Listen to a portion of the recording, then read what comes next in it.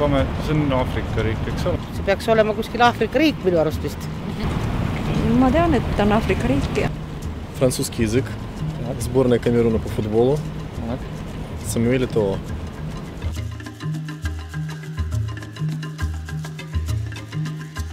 No ma arvan, et kindlasti mitte nii hea kui meil. Kamerun oli Prantsuse koloonia.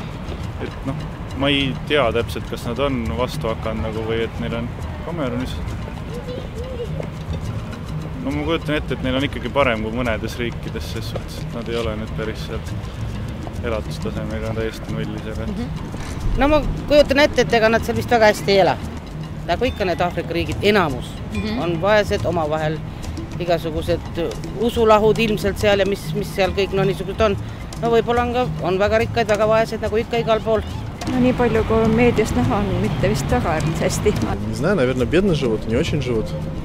Если это бывшая колония французов, и они все хотят во Францию, наверное, не очень живут. Социально, наверное, не очень.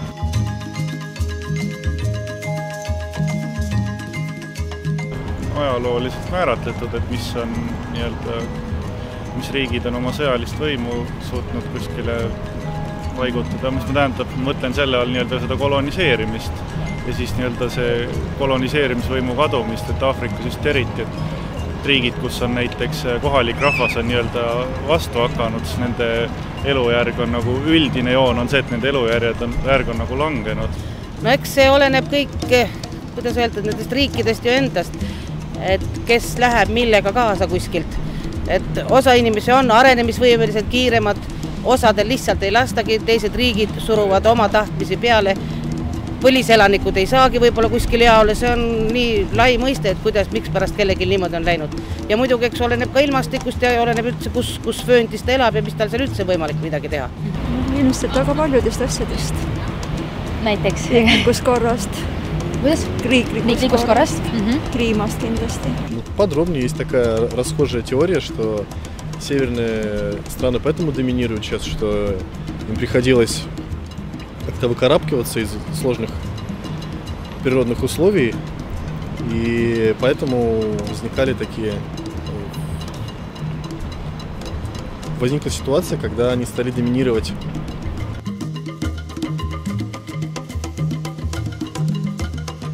Enda probleeme kõigepealt lahendama, aga nagu enda riigi ja probleeme, aga noh.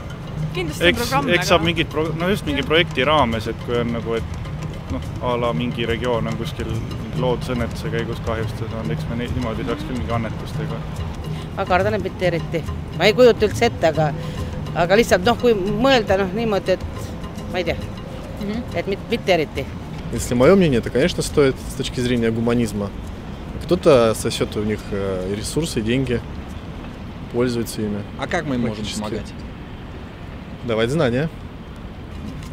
Ну, если, конечно, никто не будет деньгами делиться.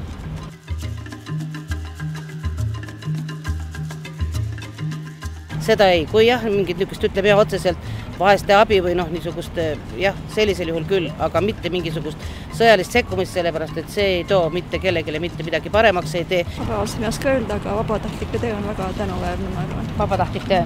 Et siis sinna minna ja osaleda see projektides. Aga kas te ise ka oleksite nõus seda tegema, kui näiteks oleks? Ma ei ole minu eas enam, ei ole see kuidagi mõeldav. A noortel kindlasti. Как преподаватель, как развивающий гуманитарное мышление людей, давать общие знания, какие-то знания культуры народа. То есть поехать на место все-таки?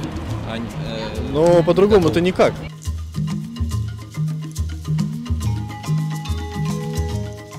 Tere! Mõned kuud tagasi veetsin umbes 3 kuud Kamerunis. Tõelise jalgpallisõbrana ma tegelikult Kamerunist väga palju rohkem ei teadnud kui seda, et sealt on pärit mõni normaalsemat sorti mängumees ja 90-ndatel suutsid nad MM-il päris palju üllatusi valmistada. Ma natukene uurisin ka oma vanaema 70. aastate ennest Kameruni kohta, aga sealt ma sain teada ainult mingisugused peamised ekspordiartiklid ja suurt ei midagi rohkem. Tüüpilise sellise harimatu matsina arvasin mina, et Kamerun, see on Aafrikas, on päike, lõõskav kuumus, otsisin kapist välja kõik oma lühikesed püksid, mõnusad sandaalid, 50 faktoriga päikesekreemi ja lendasin kohale. Üllatus oli päris suur ja natukene ebamugav, kui ma avastasin, et seal võib-olla korra nädalas nägi päikest ja enamasti sadas vihma, et statistiliselt oli see piirkond vist lausa maailmas teine sademete hulgalt. Ma ei saa öelda, et ma oleksin mingisugune väga stereotüüpne mõtleja, aga mind ikkagi täiesti rabas see, mis ma seal nägin, selles mõttes, et üsnagi ootamatult oli rahvast rohkem, kui ma eales olen näinud, ikkagi 20 miljonit. Mulle tundus kõik suur kaos, liiklus, inimesed kõndsid autotee peal, seal sõitsid mootorrattad, seal sõitsid taksod, seal võib-olla kõndis isegi mingisugune lehm, eks ole, kogu aeg üritati sulle müüa midagi, täielik selline vastad Eestile.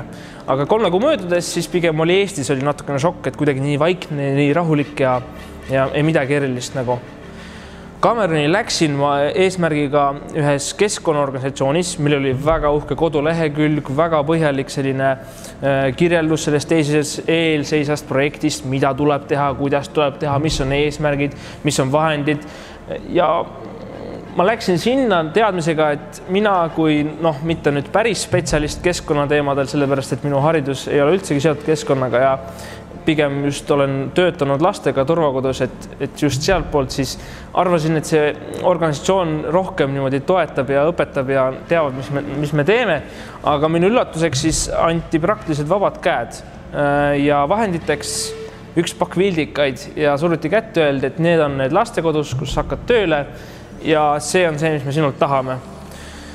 Põhimõte oli siis lihtne, pidime sisse viima lastekodudes sellised keskkonnaklubid. Ma pean ütlema, et esimene suur mats või takistus oli selline kultuuriline, pedagoogiline võib isegi öelda kokkupõrge, et mind on alati õpetatud kuidagi hästi niimoodi loovalt ja käetööliselt ja arutelude kaudu ja ütleme niimoodi, et kui meie sellise samasuguse tehnikaga peale läksime nendel esimestel lastel, siis nad olid väga segaduses, kui me küsisime nende käest, et mis sina arvad, et mis asi on üldse loodus? Või kui me andsime neile vildikat kätte ja palusime joonistada, et mida sa võid looduses leida, siis nad olid väga kuidagi kinnised ja julgenud midagi öelda ja me nägime, et nad teadsid, aga nad ei tundnud ennast vabalt. Ja siis, kui me uurisime vanemate käest, et mis värk on, vanemate laste käest, siis nad ütlesid, et see, mis te teete, et see ei ole nii, nagu meil tehakse, et meil ikkagi on õpetaja see, kes õpetab klassi ees, me kirjutame endale vihikusse, me õpime pähe ja nii on asi selge, et meie käest tavaliselt ei küsita. Võiks tekkida küsimus, et miks üldse minna kuskile Kameruni, eks ole, mis on ilus looduse koht, miks seal õpetada mingisugust, ma ei tea, loodussäästlikust või keskkonnateemat. Aga seal on, ma ütleks isegi see probleem akuutsem kui meil. Mina ei näinud praktiliselt ühtegi kohta, mis ei oleks inimtegevusest mõjutamata. Mul oli mingisugune ettekujutus ETV loodussaadetest, kus siis näidatakse igasuguseid ilusaid elevante ja kalkirjakuid ja pikad suured savannid ja vihmametsad. Aga tegelikkuses need on imepisikene osa kogu Aafrikast või Kamerunist. Need on ainult pisikesed looduskaitsealad ja reservaadid, kus selline looduselu keskkond veel kestab. Ja üks asi, mis ma kindlasti õppisin sealt, on see, et olenemata sellest, kus kohas sa pärit oled või missugusel kontingendilt või missugusest riigist, siis lapsed on lapsed ikkagi igal pool. Elujõulised, hästi tahavad väga palju, oskavad väga palju ja on hästi toredad.